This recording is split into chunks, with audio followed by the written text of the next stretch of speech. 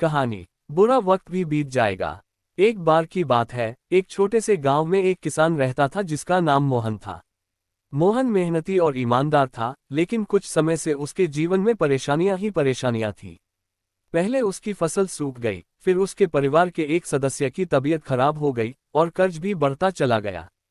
मोहन को ऐसा लगने लगा कि उसके जीवन में कभी अच्छा समय आएगा ही नहीं। वह बहुत निराश हो गया था और सोचने लगा कि शायद अब कुछ नहीं बदलेगा। एक दिन वह अपने गांव के बुजुर्ग गुरुजी के पास गया।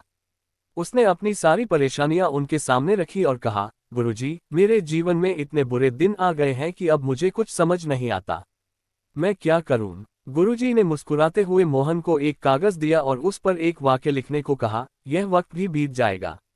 मोहन ने लिखा और फिर गुरुजी ने कहा, इस कागज को हमेशा अपने पास रखो, चाहे अच्छा समय हो या बुरा, और जब भी तुम्हें लगे कि तुम हिम्मत हार रहे हो, इसे पढ़ो।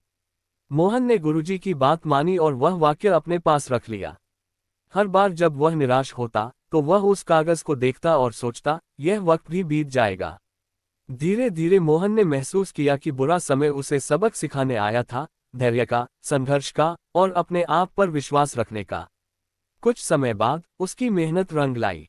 फसल अच्छी हुई, परिवार का स्वास्थ्य सुधर गया और कर्ज भी धीरे धीरे उतर गया।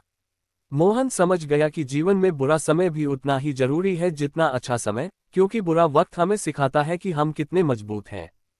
इस कहानी से ये सीखने को मिलता है कि बुरा समय हमेशा के लिए नहीं रहता। धैर्य, उम्मीद और साहस के साथ अगर हम उसका सामना करें, तो एक दिन वह समय भी बीत जाता है। अगर माँ बाप से प्यार करते हैं तो वीडियो को लाइक करके सब्सक्राइब कर देना।